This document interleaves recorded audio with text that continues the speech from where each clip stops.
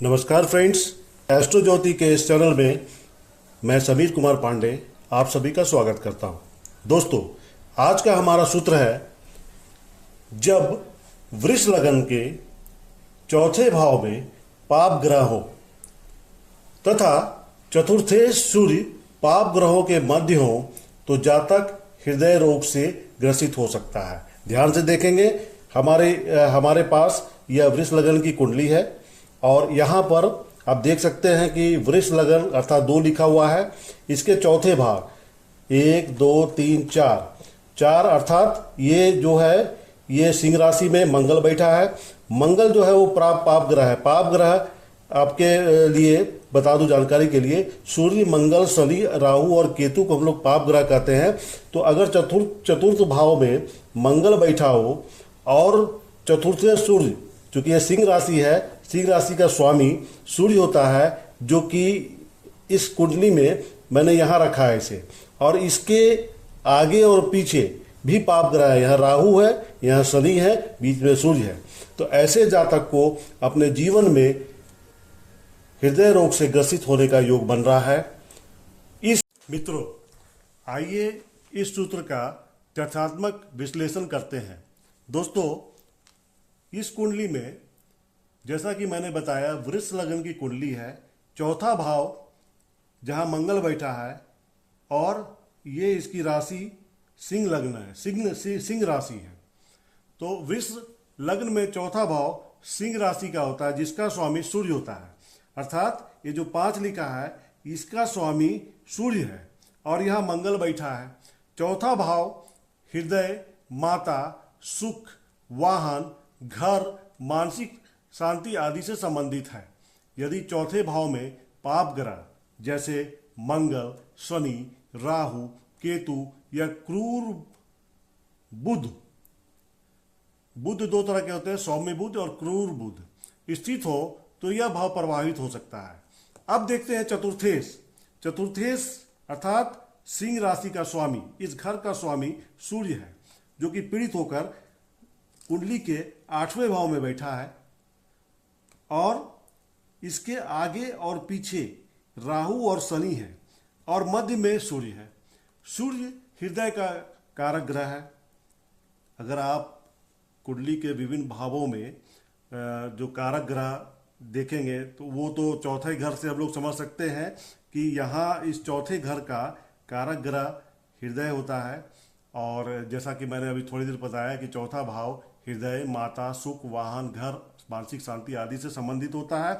और इसके साथ साथ सूर्य, ये ग्रह विशेष भी हृदय का कारक ग्रह है और सिंह राशि के स्वामी के होने के कारण यह प्राकृतिक रूप से हृदय स्वास्थ्य से जुड़ा है। क्योंकि यह पीड़ित हो रहा है राहु और शनि के बीच में आकर, उसके बाद अष्टम भाव में भी बैठा है। तो जब यह पाप ग्रहों के मध्य रहता है तो इसे बोलते हैं पाप कर्तरी योग। तो इसका प्रभाव बाधित होता है, जिससे हृदय संबंधी समस्याएं हो सकती है। तार्किक और चिकित्सीय दृष्टिकोण, सूर्य हृदय का प्रतिनिधित्व करता है। यहाँ जो सूर्य बैठा है वो कहीं भी सूर्य बैठता है तो वो हृदय का प्रतिनिधित्व करता है। आयुर्वेद और ज्योतिषी दोनों में सूर्य को हृदय के कारक रूप में देखा जाता है। जब सूर्य कमजोर या पीड़ित होता है तो यह हृदय की कार्य प्रणाली को प्रभावित कर सकता है। चौथा भाव अर्थात ये वाला भाव हृदय और मनोवैज्ञानिक स्वास्थ्य से जुड़ा है। यदि इस भाव में पाप ग्रह हो जैसे मंगल है तो व्यक्ति को उच्च रक्तचाप, आप समझ सकते हैं हाई ब्लड प्रेशर, और हृदय की धड़कन की अनियमितता, मानसिक तनाव और तनाव जनित हृदय रोग हो सकते हैं। शनि या राहु का प्रभाव इस पर क्या होता है वो देखें। यदि शनि या राहु चौथे भाव में हो तो वे हृदय की धमनियों में अवरोध, ब्लॉकेज का कारण बन सकता है। लेकिन यहाँ मंगल बैठा है, यदि मंगल हो तो यह रक्तचाप की वृद्धि या हृदय की सूजन, इन्फ्लेमेशन का संकेत दे सकता है।